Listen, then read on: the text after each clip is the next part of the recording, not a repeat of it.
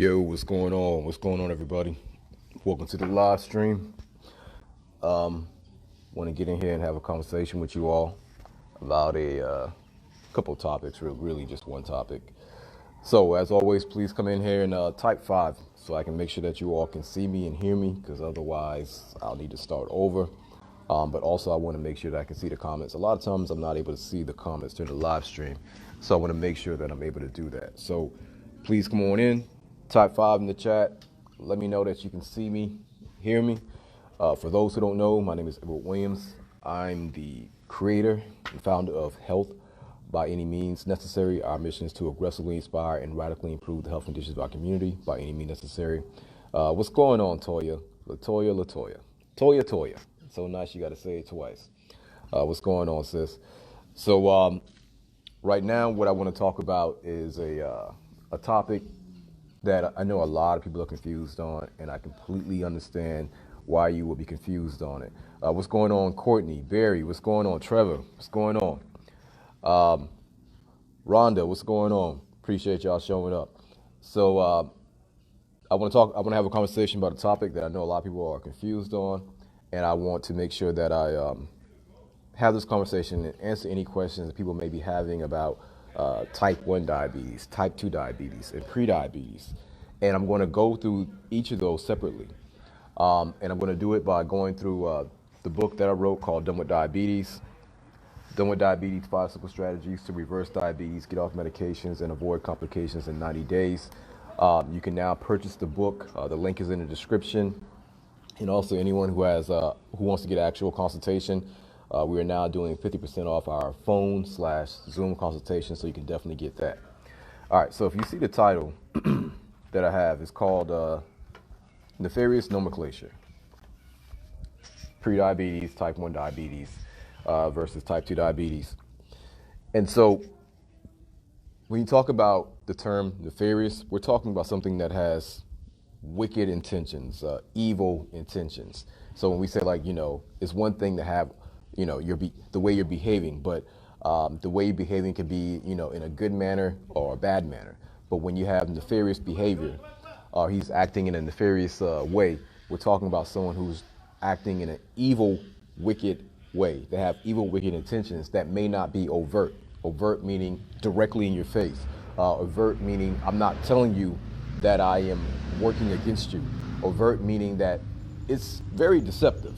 And so when I see these terms, particularly, all of them, when I see the terms type 1 diabetes, type 2 diabetes, and pre-diabetes, I think of nefarious nomenclature. Nomenclature is a naming system. This is the way you name things. So in the military, I remember we always had like certain nomenclatures for different parts of the aircraft, different parts that we would use to fix the aircraft, and the names would build off of each other depending on the part of the aircraft that the part went to. Same thing in medicine. We have naming systems for certain conditions or certain diseases depending on the system that this condition is coming from, depending on the organ system that this condition is coming from. And so nefarious nomenclature is pretty much wicked naming system. Here's the reason why I consider it to be a wicked naming system. So let me turn this around real quick for y'all. So I'm at the park right now. It's dope. We in Florida. It's dope. People playing basketball. You can see some of them over there. Beautiful morning, beautiful Sunday morning. But what I want to show y'all, once again, I'm reading from the book, Done with Diabetes. And I'm reading from page 29. And so right now we're talking about I'm different, nefarious nomenclature. So I'm going to read a little bit from it, but I'm not just going to read. We're going to actually have a discussion about it. So many people are confused about the difference between type 1 diabetes and type 2 diabetes. Many people, including diabetics themselves, believe that type 2 diabetes is an advanced level of type 1 diabetes, which is wrong as well as dangerous. If you have thought that in the past or you think that now, go ahead and say something in the chat. And if you don't know what type 1 diabetes is, it's completely okay because I'm going to talk about it. So thinking that type 2 diabetes, and it makes sense why someone who was diagnosed with type 2 diabetes to think that this is just a more advanced phase of type 1 diabetes, because type 1 diabetes sounds like it's something that comes first, and type 2 sounds like, all right, my diabetes at one time was bad and it was type 1, but now that I'm type 2, this means that it's bad. It's completely easy to understand how people would come to that conclusion, which is why I call it nefarious, because you'll see why right now. So diabetes 1 sets the stage for many diabetics to be okay with the idea of eventually having to take insulin, as well as believing that this disease is progressive and lifelong. But the two conditions are almost completely opposite.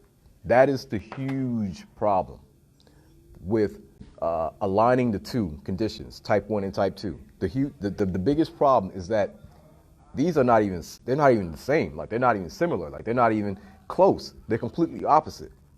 And we'll get to why that is a huge problem, but I'm gonna tell you right now, if they're completely opposite and you're thinking that they're the same, well, you'll be okay with taking the type 1 diabetic treatment, because you just think that, all right, now things are worse, I'm type 2, so go ahead and increase my type 1 treatment, which is insulin.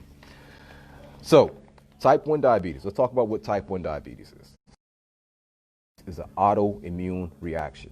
So right there, this is something that you largely have no control over. Now, you all know that I don't talk about type 1 diabetes. That is not my lane.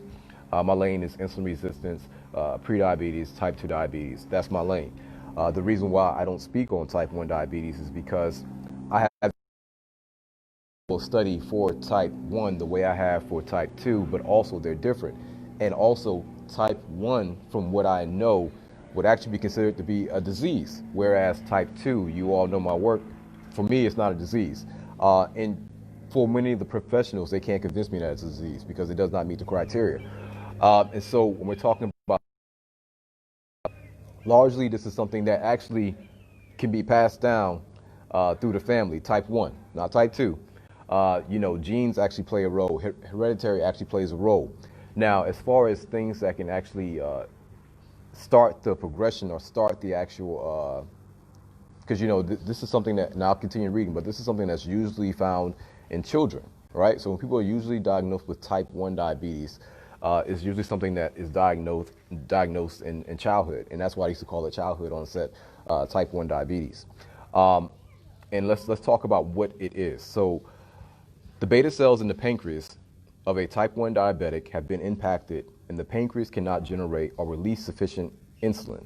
The insulin action activates the receptor sites of the cells to enable glucose to enter the cells. Without enough insulin, excess glucose cannot enter the cell.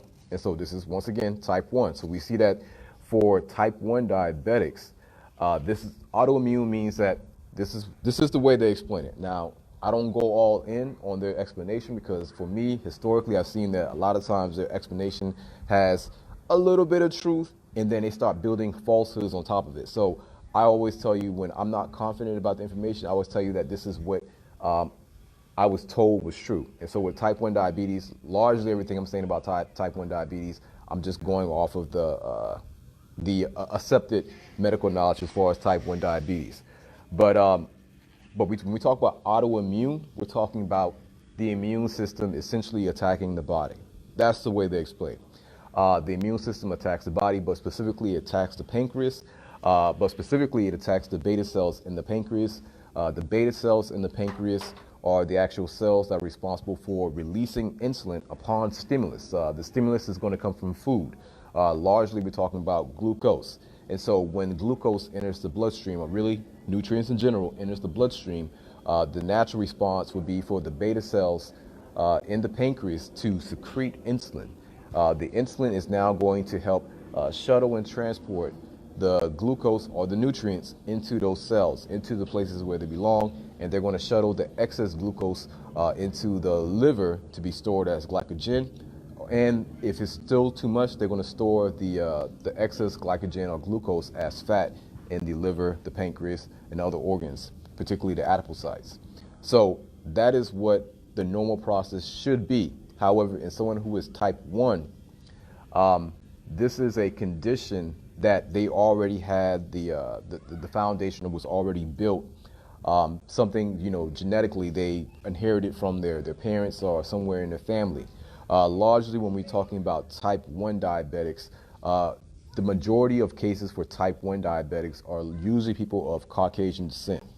And there's a lot of science behind why we see that largely in the Caucasian population, and it deals a lot with climate. And I'm always telling y'all, we are equatorial beings. That means a lot as far as how what we're going to adapt to, and how our body still responds to our stimulus and our location right now. So we largely see type 1 diabetes in people of Caucasian descent, or someone who has, even if you're black, a lot of times if they're black and they have type 1 diabetics, that is one of those signs where we kind of know that somewhere in their family lineage, they have someone of Caucasian descent in their family lineage, because once again, they consider type 1 to be an actual adaptive gene for people in the colder environment. Well, let's continue. So autoimmune, all right? And I will tell you that they found that, now these are supposedly facts, so, and I get it. I see why this would be a fact. As far as what will incite or set the onset of type 1 diabetes, initiate the onset of type 1 diabetes for those kids, they found that the protein in milk, cow milk, the protein in cow milk is one of the factors that initiates the onset.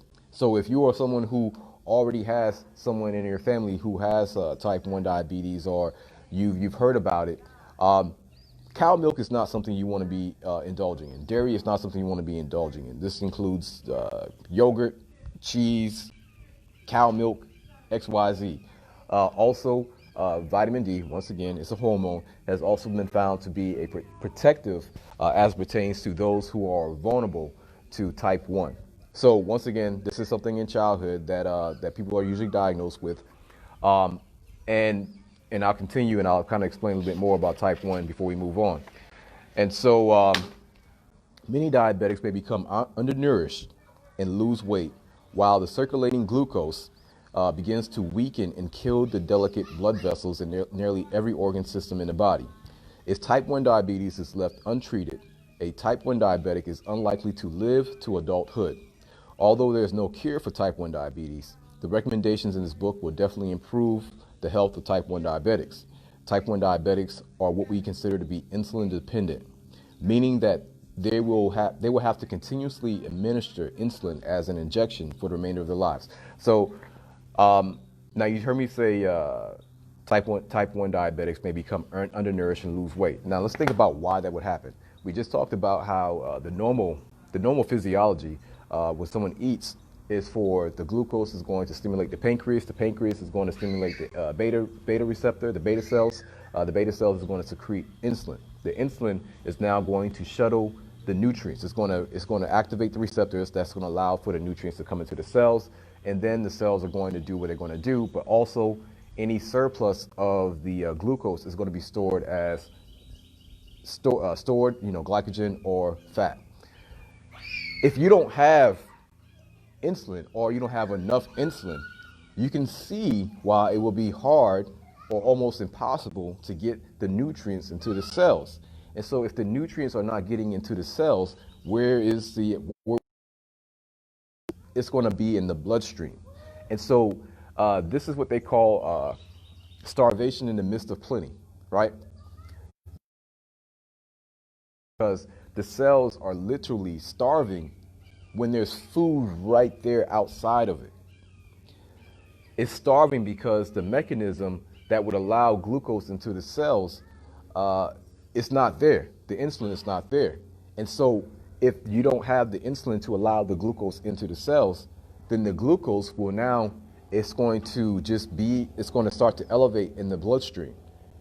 And this, like I said just now, this is going to damage your delicate blood vessels. And we're going to talk about the effects of high insulin level, because that's really what happened. We're going to talk about the effects of high insulin level as well as the effects of high glucose level, because when we start talking about the damage and heart disease and strokes and everything like that, this is what we're trying to avoid. And so The high glucose begins to weaken and kill the delicate blood vessels in nearly every organ system of the body. So the body's going to do the best it can to try to adapt to this. And so when a lot of times back in the days, now we have all these testing and everything like that. Back in Kemet, Egypt, the way they could tell that someone was type a diabetic is because they would, if they peed on the ground, ants would circulate around the urine, and that's because people were literally urinating sugar, and so ants are attracted to sugar. As the years went on, here in America and everything like that, before the testing became advanced, the way parents would know that something is wrong with their child is because one, the child would not be gaining weight. So the child would look incredibly emaciated, meaning that very, very, very skinny, like body weight almost non-existent. You can actually see the bone, and the child is eating, but they're not gaining weight, and they're going to the bathroom a lot. Now, if the child is a boy and the boy, is trying to pee around the toilet and is missing, their shot, there's going to be urine on the floor. But what's in that urine? Sugar. And so parents will start to notice that, there's ants around the toilet. Like, why is there ants around the toilet? Well, it's because there's sugar in the urine and the ants are attracted to the sugar. And so, of course, as technology became advanced, people were now able to actually catch this childhood onset of type 1 diabetics. Now, we see that if, like I said in the book, if it's left untreated, type 1 diabetics are unlikely to live to adulthood. The reason back then they were unlikely to live to adulthood is because, once again, internal starvation. So internal starvation is a real thing for type 1 diabetics because the cells are literally starving, like they're getting very little nutrients. And a kid could continuously eat as much as they want, but they're not gaining the weight, they're not gaining the actual nutrients, and so internal starvation starts to set in, and unfortunately many of those kids would die until they really figured out what was going on. And then the invention or the creation of synthetic insulin or bovine insulin, or even insulin from the pig, they started to inject that, and that's when they started to see the results, because injecting exogenous insulin now took the place of the insulin that those kids lacked. And so then they were able to actually, take in the nutrients, truly take in the nutrients that they were eating. It was able to actually go into the cells, and they were able to actually start to live a normal life. And so you can see why type 1 diabetics, because of the autoimmune and the damage that is taking place to their pancreas, would now need a life of insulin injections. That's type 1. Type immune, there's very limited things you can do to prevent that. It's largely genetic. We largely see it in people of Caucasian descent. They say that cow protein, so dairy, can the onset. Being vitamin D deficient can also initiate the onset in those who are vulnerable. Type 1 diabetes makes up about 5% of the cases of diabetes in this country. Okay? Type 1 diabetes, the very condition we just spoke about, makes up about 5%. 95% of people who are diabetic in this country are type 2 diabetic. Let's talk about what type 2 diabetes is. Once again, right out the book. So, type 2 diabetes is not a medical disease that requires medication. All right, I need y'all to get that. I need everybody to get that. Type 2 diabetes is not a medical disease that requires medication. In fact, type 2 diabetes is almost an entirely man-made lifestyle dietary condition. It is nearly impossible to achieve the diagnosis of type 2 diabetes without the assistance of processed foods. Type 2 diabetics initially produce more than enough insulin. In fact, it is the high insulin levels that leads to them becoming insulin resistant. During the second phase of type 2 diabetes, many will experience a decrease in insulin production.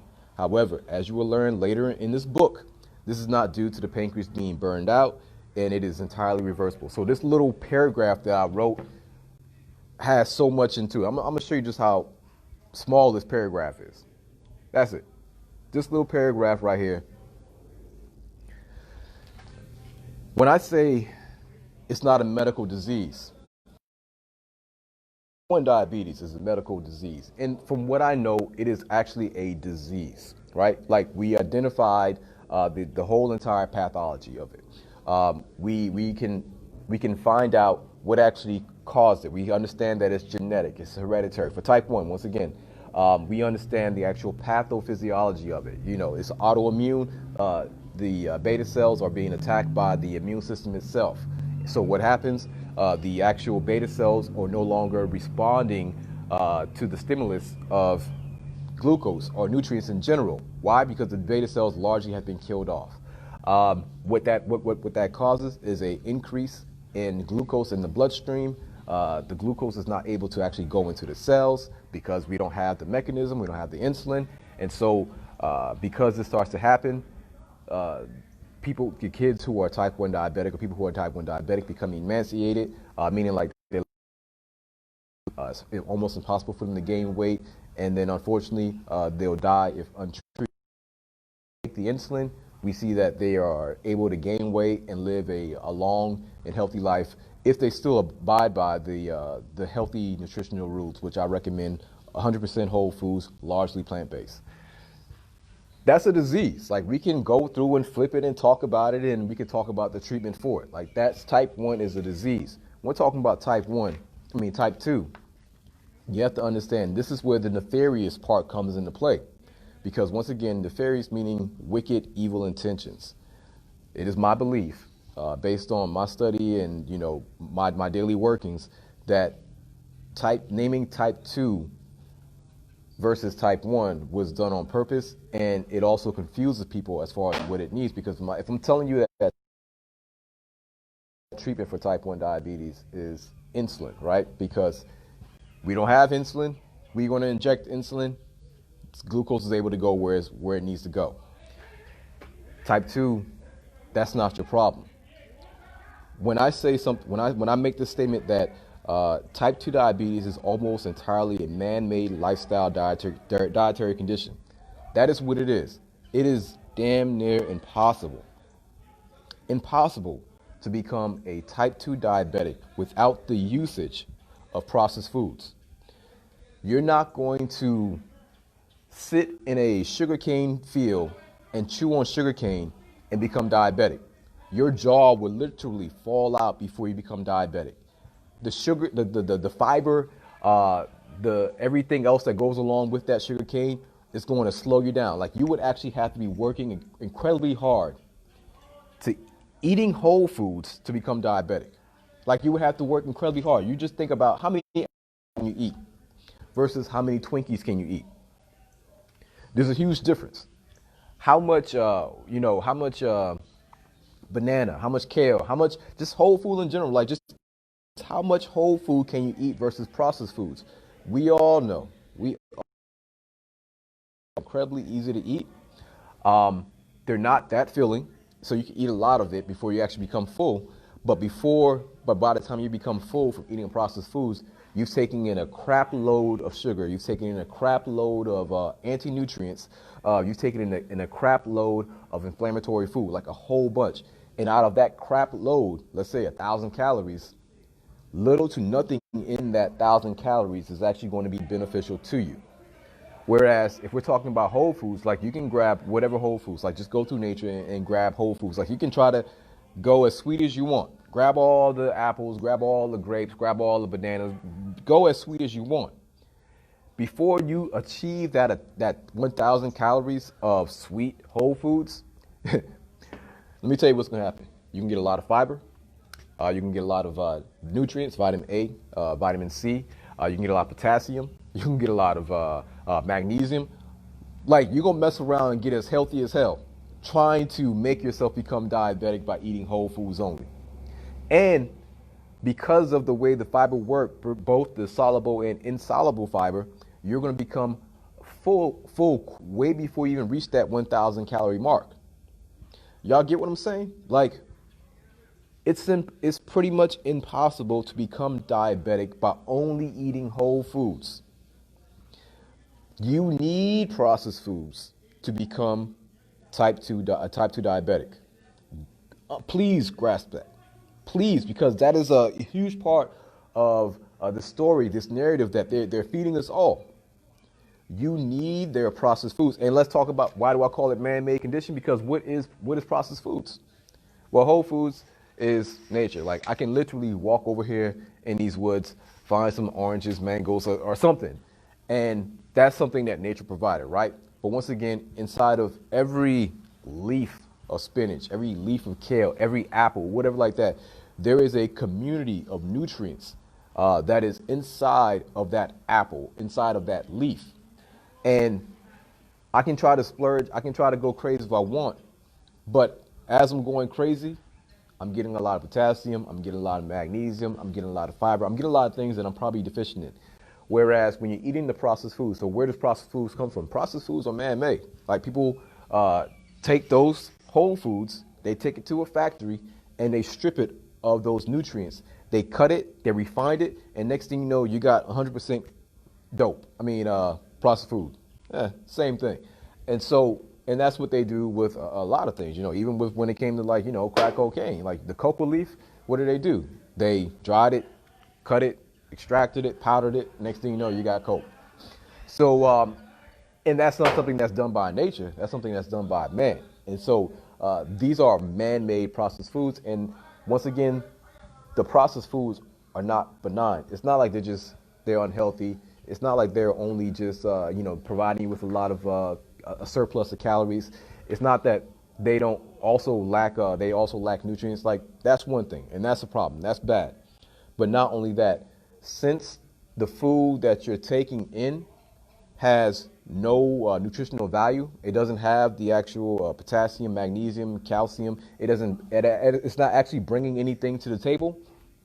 In order for your body to break down those man-made food, it will now have to pull on your mineral reserves, like your nutrient reserves. And this is why I call them nutritional colonizers. Processed foods are nutritional colonizers. The same way terrestrial colonizers work when they get to a land or a territory is the same way that processed foods. These folks, they have several different ways, several campaigns that they take over a territory.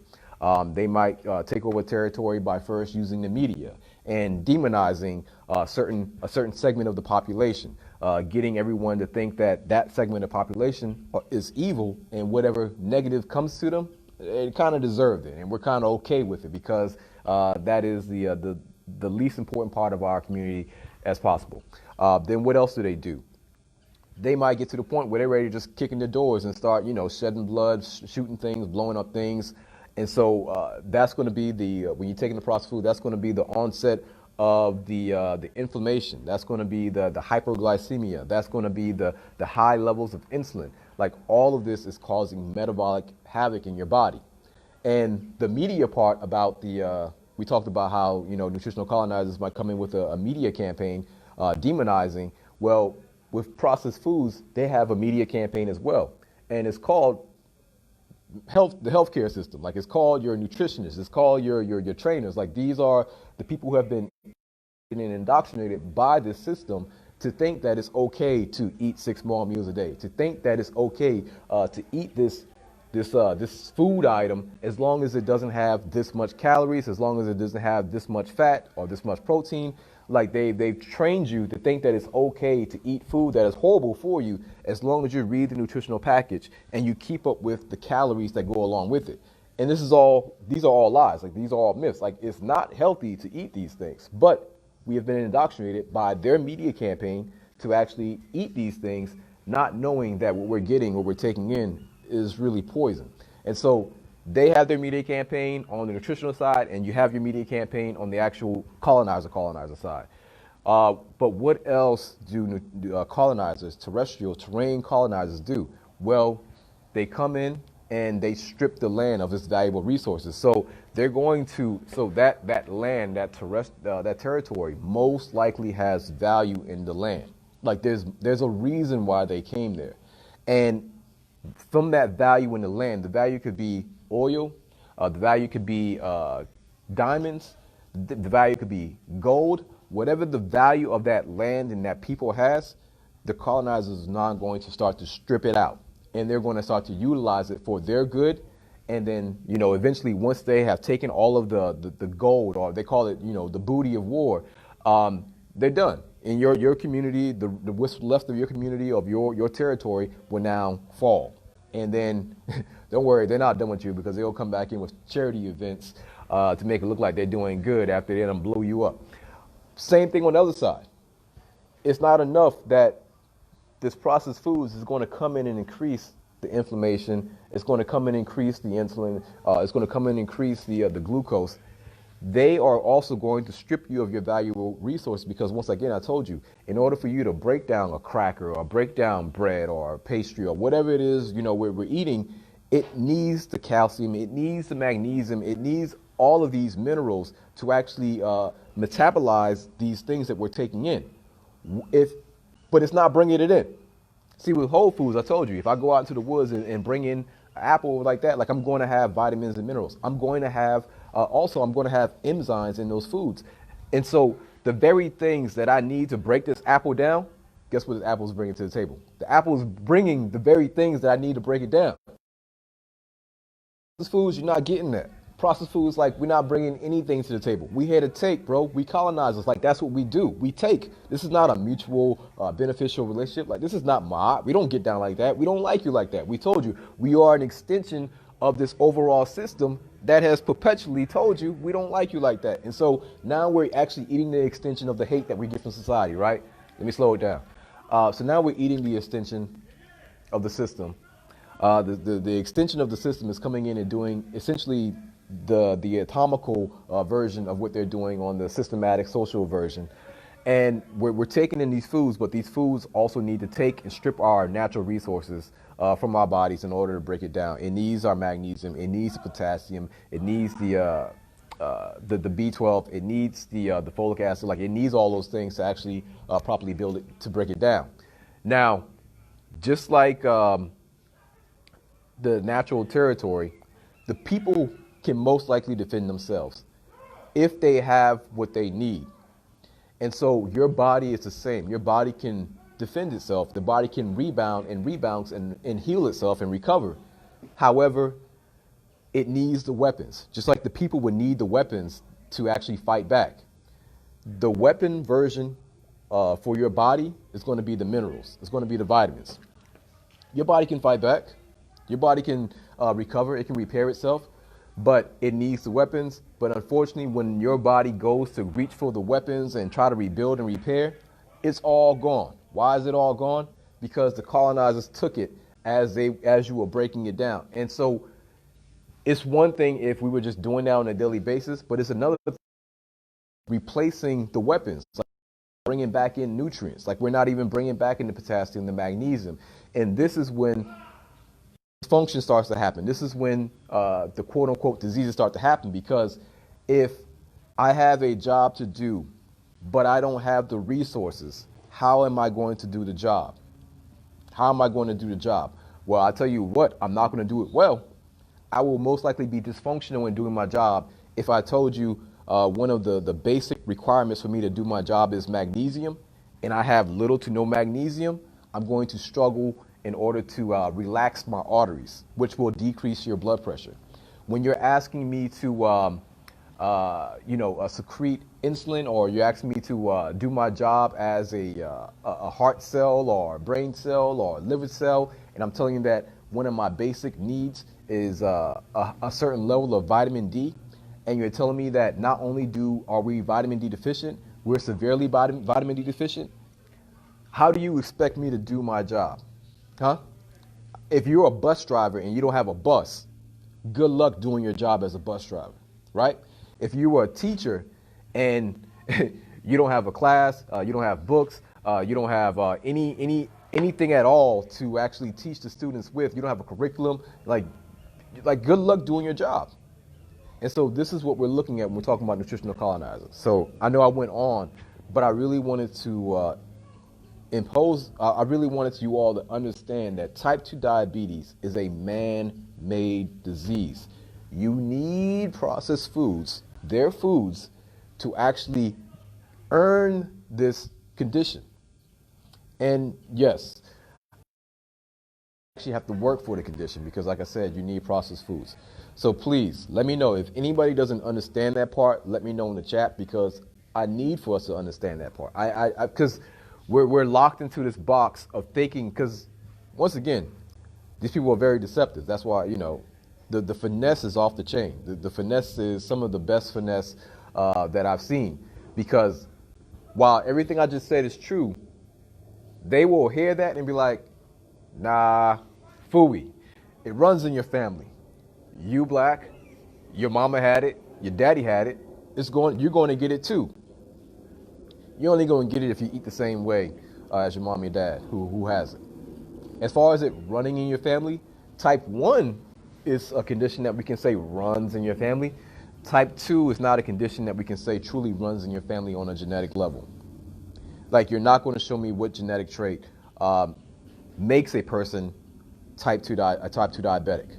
I can show you the foods, I can show you the drinks, and I can show you the lifestyle, the lack of movement that will make you a type 2 diabetic. But you can't do that when it comes to the genetic part. And so everyone to understand that. I really need for everyone to understand it because they told you that this is something that belongs to you. They told you that this is like your lineage. You just pass it down. But the whole time, the biggest secret is that you actually need our food to get that condition. Like, we have to actually give you our food. Like, so even if your mama had it and your daddy had it and you only eat whole foods, you're not going to get that disease. Like, who you know? Like, y'all know anybody in your family who is a type 2 diabetic and they've always eaten whole foods? Do you know anybody? I don't think anyone is going to think about someone or themselves and say, it just doesn't make sense that this person is a type 2 diabetic because they eat foods. Like, no one's going to say that. Like, we all can kind of pretty much trace the origins of how we got to where we're at. And that is the part we really need to embrace because although it is a huge paradigm shift, at the same time, it's incredibly empowering because that whole mystery of how we got here, that whole idea of like learned helplessness, there's nothing I can do to stop it and there's nothing I can do to reverse it, that whole paradigm, that whole lie becomes shattered. It's shattered. It's completely out here. Because now we can identify what it is, we can identify how we got there, and we can identify the biggest weapon, which was the processed foods. Yo, come on. Yo, you got to give these folks some props, right? Props. Because when they do what they do, yeah, it's evil, it's wicked. But, like,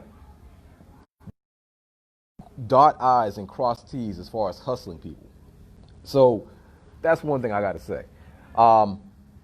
Completely against it.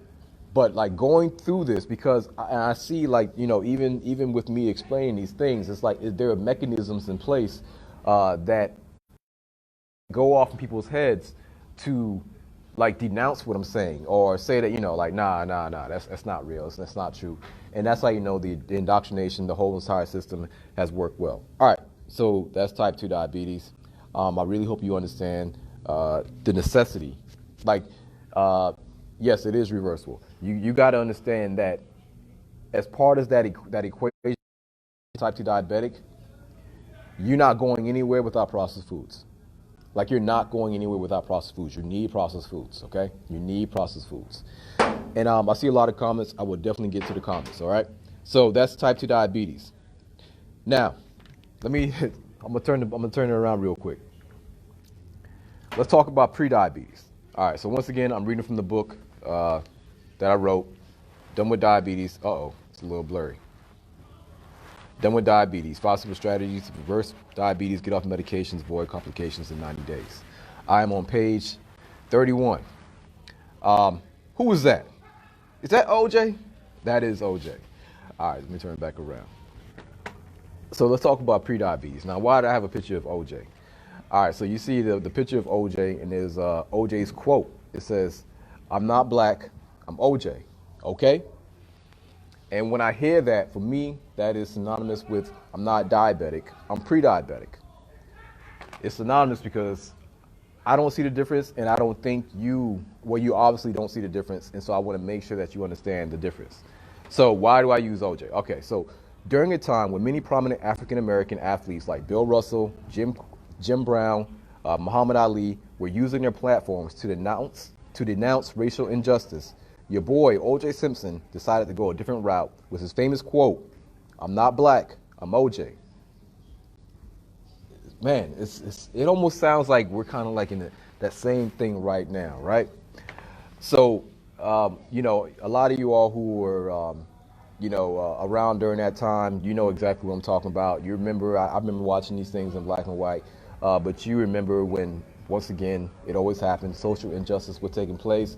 You're always going to have this part of society where no matter where they're at in society, they love their people, they love the community, and they're like, yo, hold on, wait a minute. I don't care how much money you pay me.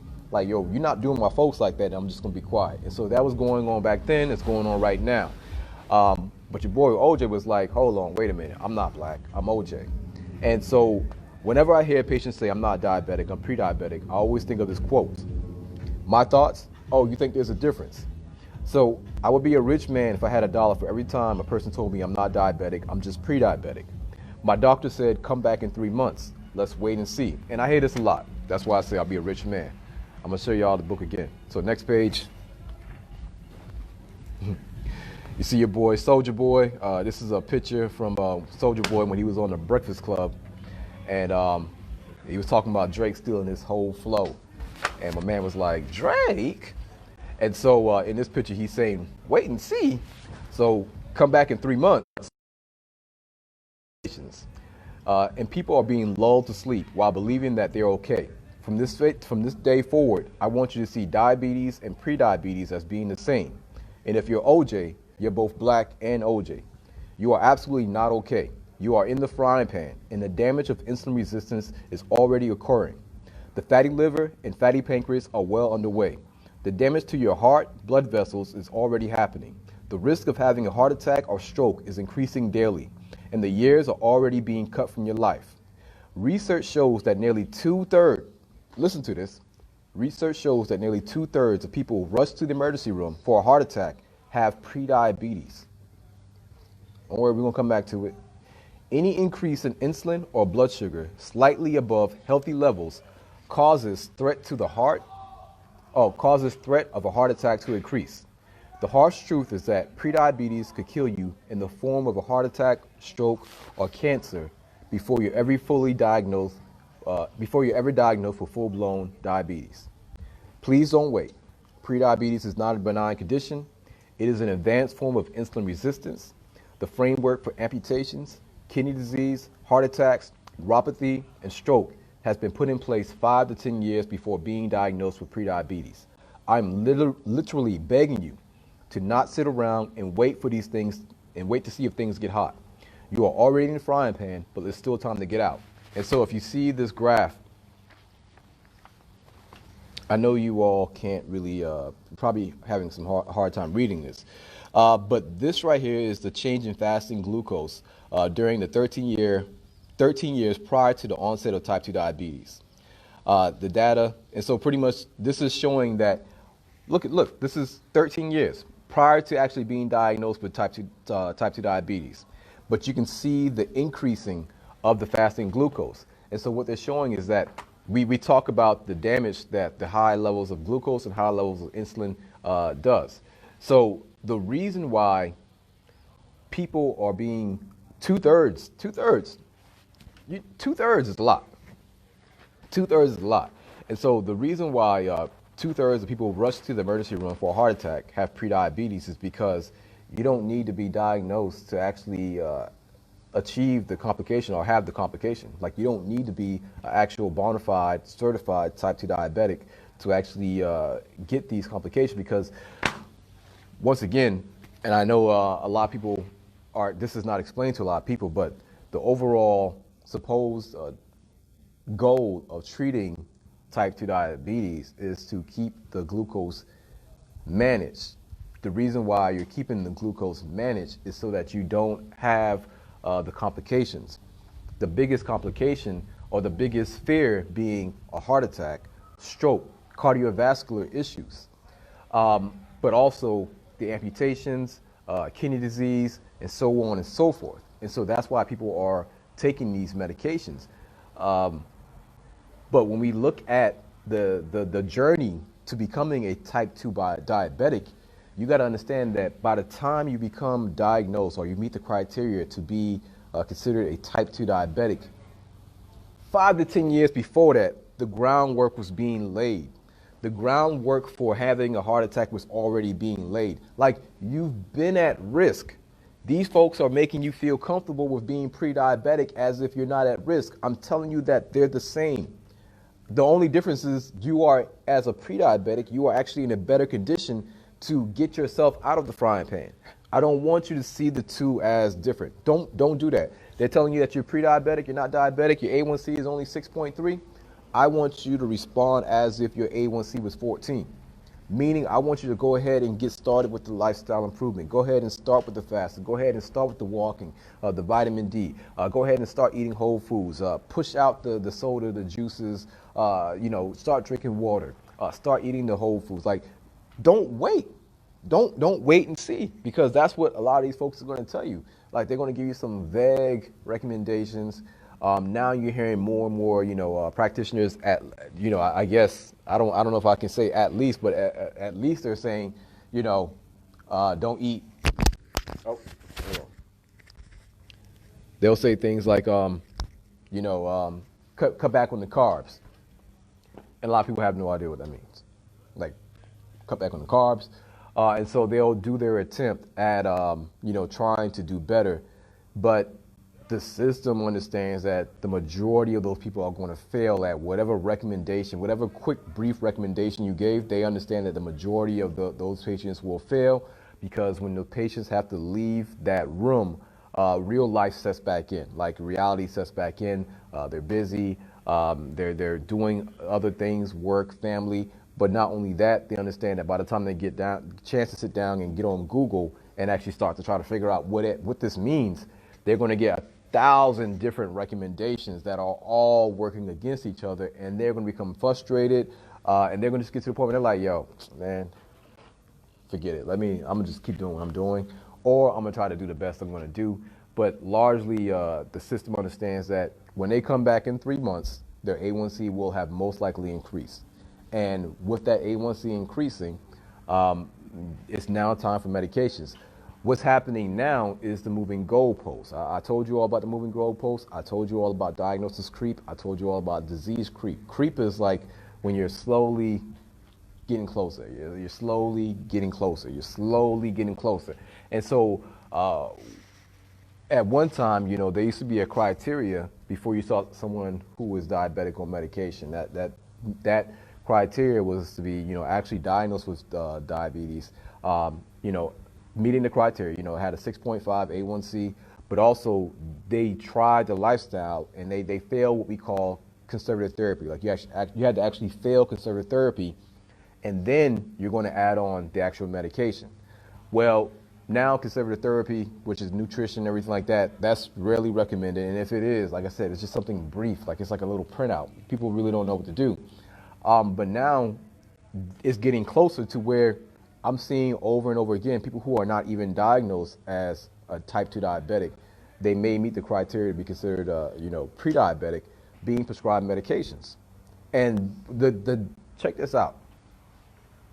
And now these folks, these practitioners know they would get in trouble. They would have, well, I don't know if they would get in trouble, but they know that this is unethical. They're telling these folks that, you're not diabetic, you're pre-diabetic, but I'm going to go ahead and get you started on medications, metformin, so that you don't become diabetic. And what happens? They still become diabetic. What happens on the other side? We just got a good 6 months of revenue coming in from an early patient, from an early customer. Like, you didn't even meet the requirements to be a customer yet, but the crossover was so nice, I went ahead and said, oh, diabetes thing. Like, why wait? Why wait? Let's go ahead and get started with it now. So that's what's been occurring. That's what's been taking place. It's incredibly unethical. And this is why you got to arm yourself. You have to arm yourself with the information. You have to empower yourself with the truth. And that's my job. That's where I'm at. And that's why, I have to just become comfortable and okay with the idea that I have to be out here ruthlessly. I don't know if I want to use the word nagging y'all, but just constantly reminding y'all that we have what it takes. Uh, it is possible to prevent and reverse these things, but also just working heavily on our mindset as far as, these things don't run in our family. We're not destined to be sick. Health is our birthright, which is the shirt that I have on right now. Health is my birthright. I told you this idea, this lie that disease is your birthright. Like other people in other communities, they pass down land, they pass down wealth, they pass down businesses. Y'all, y'all pass down blood pressure, y'all pass down high cholesterol, y'all pass down diabetes. That is not your birthright, and that is not your lineage. And so, getting us out of this mindset and getting us out of this box, actually, instead of telling you that, I want you to think outside the box, I'm telling you that the box doesn't exist. There is no box. This whole diabetes, high blood pressure, like there is actually no box. I just told you, in order for you to become a diabetic, you need their food. There would be a box if passing it down was actually a real thing. If passing down diabetes to your children, like a genetic trait, type 2, passing it down, then I would say that there would be an actual box, and there will be some work that we have to actually do to get outside the box. What I'm telling you is that not only do I want you to think outside the box, I'm telling you that there is no box, because so much of the walls of your box is built on lies. And me going through and knocking down one wall, another wall, another wall, another wall, and I'm like, see, those walls never really existed. One, it's not even a disease. That's one wall gone. Two, it doesn't run in your family. Type 1 runs in the family. Type 2 doesn't run in the family. That's another wall going. Three, you actually need their foods to become type 2 diabetic. If you're not eating their foods, you're not getting type 2 diabetes. Another wall going down. If you are diabetic, it is not chronic, it is not progressive. You can actually reverse it by stop eating their extension of their racism. I'm sorry, internalized racism, right? But if you stop eating their horrible foods, you can reverse it. That's another box going. That's another wall going. So you look around, you're like, holy crap, this whole box never really existed, because the lies they told me were actually true were never true. Therefore, I've been sitting here with this diagnosis for 13, 15, 20 years. Come to find out, it's not real. And that's what I'm trying to tell you. It's not real. It's not real. Deception. It's a game. They got us, right? Like they got a lot of us. Good game. Now we know this. Now we have to take action to actually reverse this and get out of the situation. So let me go through and read the comments. Sorry for going on for.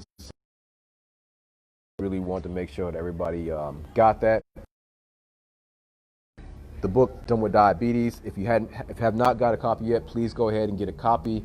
Right now, we are still giving you the bonus pack for free. The bonus pack is going to be the audiobook, the food list, the actual 7-day recipe meal plan, and you also get videos with it. Once you purchase the book, check your email, because the link for those digital assets will come to your link. So the audiobook is digital. Everything is digital. The book itself is physical. We will actually send you a copy of this book physically in the mail.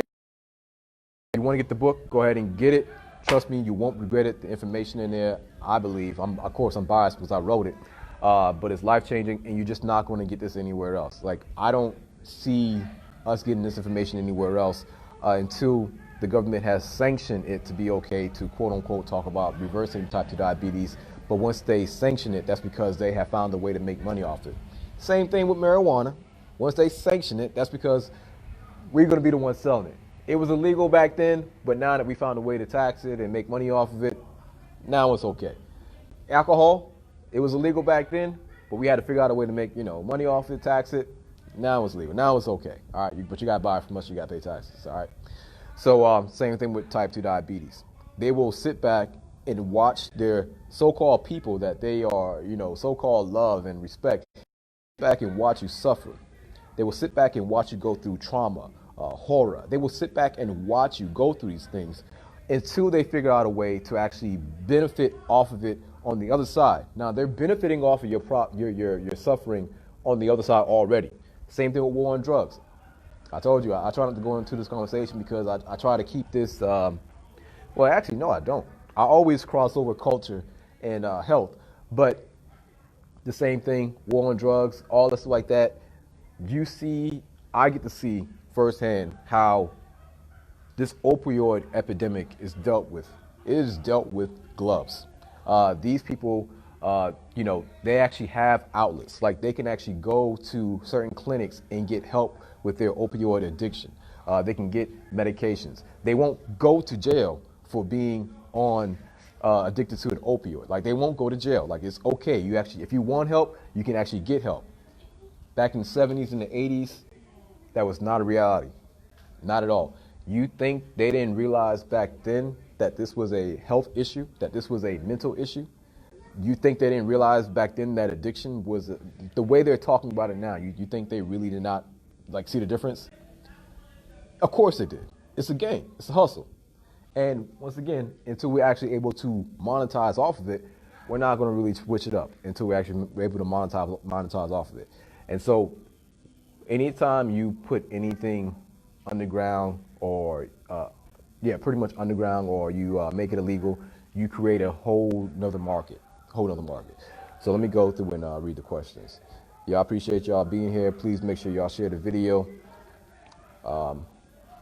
What's going on? So what's going on, Bonanza? Leslie, what's going on? JTD, what's going on? Cornelius, what's going on, brother? Leslie said, wow, thank you for all of this insightful information, the way you break it down. Oh, thank you. I appreciate you, Leslie. Thank you. Bonanza, GMO considered processed foods. Yes and no. So ultimately, technically it does not meet the definition for processed foods, right? Because genetically modified organisms means that, like them creating grapes that have no seeds. The definition of a fruit is seed bearing, right? So technically, when we eat these fruits that have no seeds, they're technically not fruit. Look up the definition for fruit. It's going to tell you it's seed bearing. If your fruit doesn't have seed, what are we eating? So the technical definition of something processed means that it has gone through a process of stripping and refining. And so, yes, a genetically modified organism such as a grape or a banana without the seeds. Y'all remember when bananas actually had like those little black dots in them? They're gone. But at the same time, even though it has been modified, it has not been processed. And so if I take that banana and turn it into banana pudding, that's processing. If I took that apple with no seeds and I turned it into apple pie, that's processing. And so like me putting it through a process. But although genetically modified organisms are not considered to be processed, I prefer, and this is me speaking, without all the information as far as GMOs go, I prefer you eating those food items versus the processed items, 1,000%. But we really have to, and a lot of people have already started talking about these things, working on these things. Kathleen Richardson, one of my partners, a great friend of mine, she talks about GMOs and the effects of them, and I'm in line with it because I don't think that I'm like, just right off of common sense. Like for me, common sense wise, it doesn't make sense. I'm a country boy. Like I come from Beaufort, South Carolina, grew up acres and acres of land. The land that I grew up on was the very land that my great grandfather was actually enslaved on. He left that land to us. So I'm very much tied in with like nature. Walked around bare feet for the majority of my childhood. We had animals, we had field gardens, we grew our own food. So like I'm very much tied in with nature. And so I'm very much tied in with what you would call common sense. A lot of times common sense is just looking at nature and watching how nature works. In nature, if a fox tries to attack a baby chick, even though that mama chicken knows she's gonna get her behind eaten, possibly, she gonna go down fighting like a chicken. Like she's not going with it. Same thing with that hen or that gamecock, like they can go down fighting. Even though that fox has teeth and everything like that, nature says you better fight. Nature says you better not just run. Like there's no joy or pride in watching your baby be eaten in front of you without you going down with the baby first. Primarily first, like that baby should be done after it has already killed you. Like that's just what nature says. And so, that's also my line of thinking when it comes to a lot of things. I think I forgot what I'm talking about. But anyways, let me keep reading the questions. What's going on, Jax? Yo, Jay, what's going on? You're welcome. You're welcome. Is GMO considered whole foods? Some people are confused. Yeah. So Bonanza, like I said, technically, there's a component where you can say it's not whole food, right? So once again, I just explain what GMO is. GMO is genetically modified organisms. This is when they pretty much alter, they splice genes. So right there, I'm already uncomfortable. Like I already have so much problems with the idea of you trying to play God, because that's really what you're trying to do. Like you already effed it up on this side with the processed foods. Now you over here, you're like, all right, we got processed foods checked. Let's see what we can do to like the actual whole foods. And they're doing this to, make the foods able to grow in certain environments which they should not grow in. So pretty much taking warm climate foods, making them grow in cold climates, and cold climate foods grow in, warm climate areas, making them resistant to certain, insects and, X, Y, Z. But also, so I'm very uncomfortable, and I talk to my daughter about this because she's into a lot of this stuff. My daughter, she has an 80s spirit, man. My child acts like she was born in the 80s, which is so dope. But anyways, we were talking about, the oncoming problem with monopolizing seeds. The dope thing about fruits is that you're able to actually benefit. Like there's a mutual beneficial relationship with your food. Like this, and that's the way I grew up. Like there's always supposed to be a mutual beneficial relationship with your food, reciprocity. I'm able to actually benefit from the food by nourishing my body with it, but at the same time, I'm able to continue on the lineage and the legacy of that food, whatever it was, whether it was mustard greens, collard greens, or apple. Why? Because I'm going to plant those seeds. I'm going to plant those seeds, and the seeds are going to benefit. But eventually, in nature and in African culture and in Gullah Geechee culture, those plants will soon eventually benefit from you as well too, because you will now, at some point, you will also go back to the dirt. So, with them monopolizing the seeds and, selling fruit that does not have seeds is a huge problem. I'm extremely uncomfortable with that. Extremely uncomfortable with that. That's a problem that we should definitely be more aware of. So, yeah. All right, no, GMO is artificially manipulated food, which is done in a laboratory through engineering. Yeah, exactly. I guess I should have read that first. So as far as being processed, it's not processed in the sense of what we talked about before, taking a banana and making it, banana pudding, apple pie, applesauce. Like those are all processing. Trevor asks, is it reversible? Yes, if you're talking about type 2 diabetes, it is reversible. Bonanza says, totally agree. I've been vegan for 15 years. More people need to hear more about GMOs and if it has any effects with type 2 diabetes. Absolutely, indeed. Good information, no problem. Thank you. Jay Sales, really appreciate what you're doing for our people, Doc. Yo, thank you. Appreciate it. And remember, y'all, if y'all want the book, go ahead and click the link in the description, Done with Diabetes. Even if you're just buying the book for someone else because you're not diabetic, even if you're just buying the book for your church family, your congregation, your family members, because even if it's diabetes and it's just health issues, it's weight issues, it's blood pressure issues, this book, the information in this book is the information I'm going to give you, really regardless of whatever condition you're dealing with, if it's lifestyle related, if it's a chronic condition, all right? So, Bonanza saying, congratulations to that lifestyle change. Yeah, definitely congratulations. I implemented a lot of whole foods and continuously eliminating processed foods. The information provided here is truly priceless. Yeah, I really appreciate that, y'all. Because I'll be honest with you. I struggle a lot doing this work.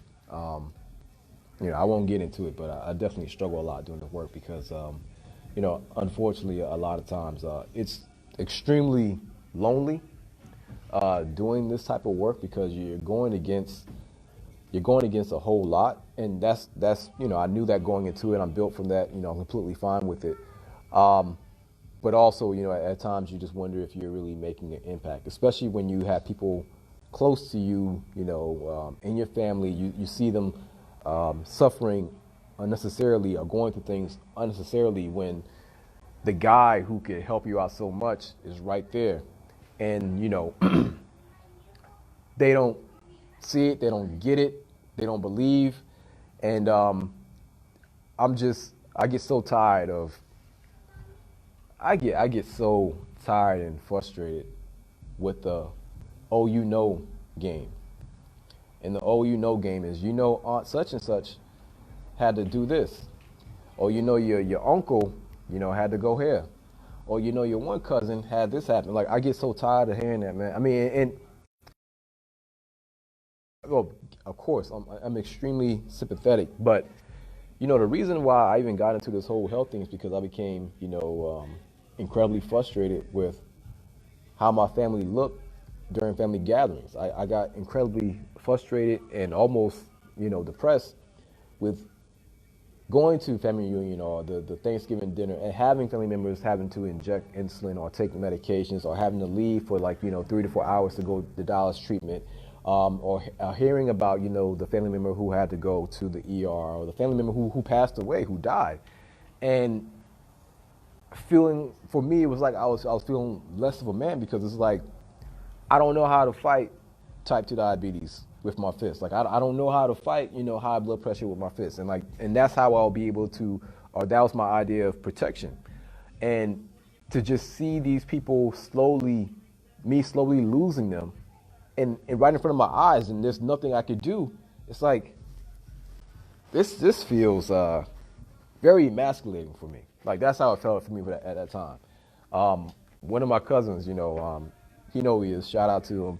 He had a conversation with me outside one day, and he was telling me about some, diagnoses he was dealing with and the new medications and how the medications was affecting him. And he was like, "Yo, what I need to do, cuz?" And I'm like, "Why on earth would you ask me? Like, why do you think I would know what to do?"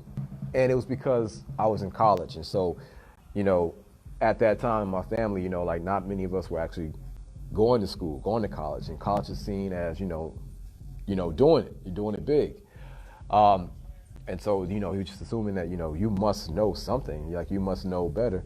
And I didn't have any answers for him, at that time. There was nothing I can do, and there's nothing I can tell him, and, it just felt horrible. And so I went through this whole entire, journey to get this information. And unfortunately, man, it's like, it's almost like I didn't do it. Like for the people close to me, and I don't want to get too much into personal family stuff, but man, there are people who actually absolutely get it, and I don't want to tell too much of their business, but I met a couple, man, dope brothers and sisters.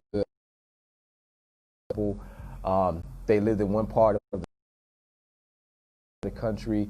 Long story short, popped up, surprised. The wife set up a birthday surprise for the husband. Both of them were some longtime supporters. And this brother lost 100 pounds. Brother, if you're watching, sister, you're watching, I know y'all probably want to watch it. If you want to, share your story, please share your story.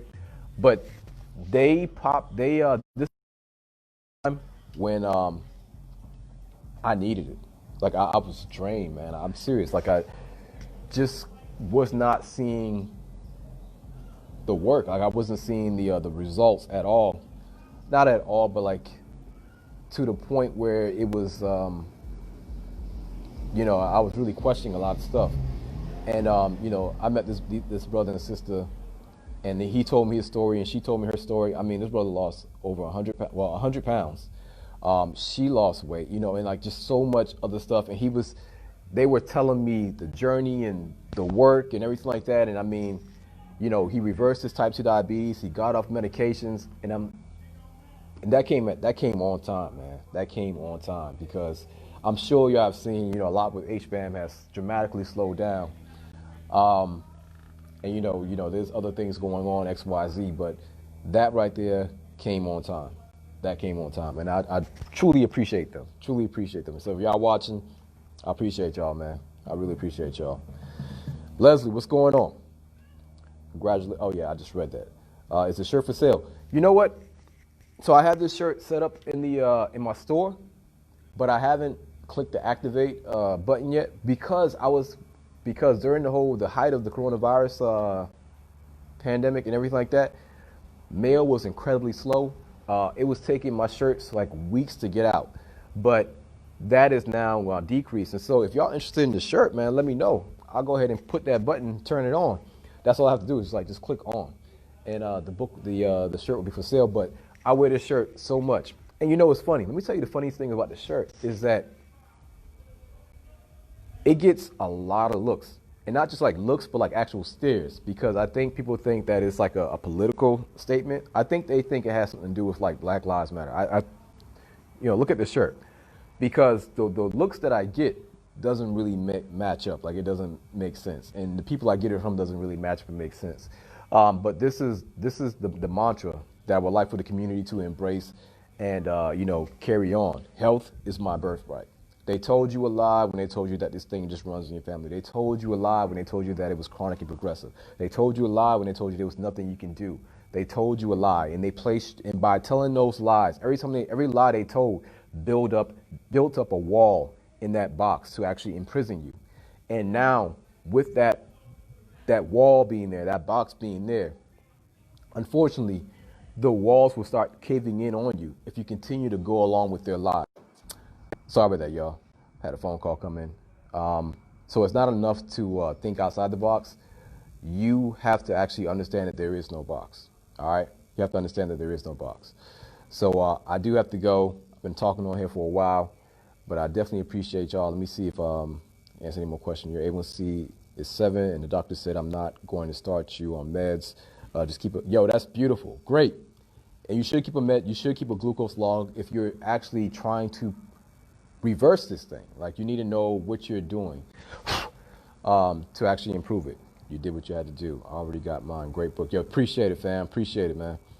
Culture and health is all related, so please continue to speak on it. Okay, I definitely will. Thanks so much for this information. My A1C was 6.6. Got it down to 5.7 over a few months by walking. Yo, that is beautiful. Walking, drinking, cutting out sweetened drinks, cutting back on carbs. Doctor wanted to put me on metformin.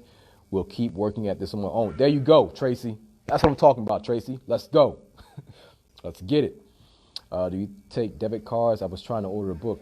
Yeah. You should be able to order it through the online store. The store should take the debit card. Trevor says, I listened to another doctor saying that apples are not good. Yeah, people say all types of things, but you have to really try to figure out. They need to explain that. Like, when I say certain things are not good or certain things are bad or there's a problem, or I say that it's appropriate or inappropriate, I actually explain it. Like, I elaborate on it. You dig what I'm saying? Like, I'm not just going to be like, yo, type 2 diabetes is not a disease. Type 2 diabetes does not run in your family. Type 2 diabetes is reversible. That would be crazy for me just to go around and say it. I mean, I can say it for a little while, but at some point, I got to show my work. So that's what I did. What up, Brush? I think that's bruh. My count is 6, and my vitamin D is 36. Oh, maybe you mean your A1C is 6 and your vitamin D is 36? Yo, that's what's up. Good. Now I want y'all to get that vitamin D up to 60. All right? I want you to get that vitamin D up to 60. All right? But good work, Charles. Oh, Charles, what's going on, brother? Yes, you are. Stay strong. Appreciate it. Oh, there we go. What's up, Charles? What up, Ed? My A1C is 6. My vitamin D is 36. There you go. We truly appreciate it. Oh, thank you, Leslie. Thank you, Leslie. I don't see the link to purchase the book. So the link should be in the description, but if it's not, I'm going to come back on here and I'll put it on there so that you can see it. But it should be in the description. I just did my 3-month follow-up. My doctor, my A1C went from 6.7 to 6. I no longer take medications. I also lost 19 pounds. Yo, come on. Y'all give it for Marvin. Yo, y'all, let me see some hand claps in there for Marvin. Marvin, how did you do that? How'd you do that? Please, like real quick, tell the people how you did that. What did you do? Leslie said, click. Yeah, I appreciate that, Leslie. Yes, we appreciate it. Oh, thank you. I love that shirt. Hit the button so that when people ask what it means, I can share the knowledge that you have shared with us. Okay, all right, yeah, I'll go ahead and do it. Do we ship overseas? You know what? That's something I'm currently trying to figure out. That's a funny question because I should know the answer to that. Um, I would like to say yes, I do ship overseas, but if you have something that you want me to ship overseas, because I have to get back to another brother who asked the same question, just send me a quick DM with the address, and we're trying to figure that out. Because with supplements it's a little different. With the books, yes, the books should be able to be shipped overseas with no problem, but with supplements it's a little different. And the shirt should be able to shipped overseas no problem as well. All right. Presently reading Done with Diabetes. Yo, appreciate you, Sophia. Appreciate you. How many of your vitamin D should I take a day? So if you're at 36, Charles, I don't remember your height and weight, but I would say you'll be fine with, taking 1 or 2 a day. You're in that 1 or 2 range because you're at 36. So you can just, like taking 1 a day would be good. Taking 1 a day would be good. All right. So what do you think about Nutra Burst? I'm not sure what that is. Yo, all right, Jay. All right, y'all. I appreciate it. I need to go ahead and get up out of here, get back to the house.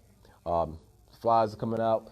But like I said, make sure y'all understand the difference between those three, okay? Type 1 diabetes, type 2 diabetes, pre-diabetes, and also make sure that this box is non-existent. The box is built on falsehood. The foundation of this box is built on a shaky foundation of lies. And so don't think you're going to find health by trying to build on this shaky foundation of lies. You're not going to find health there. All right. So I truly appreciate y'all.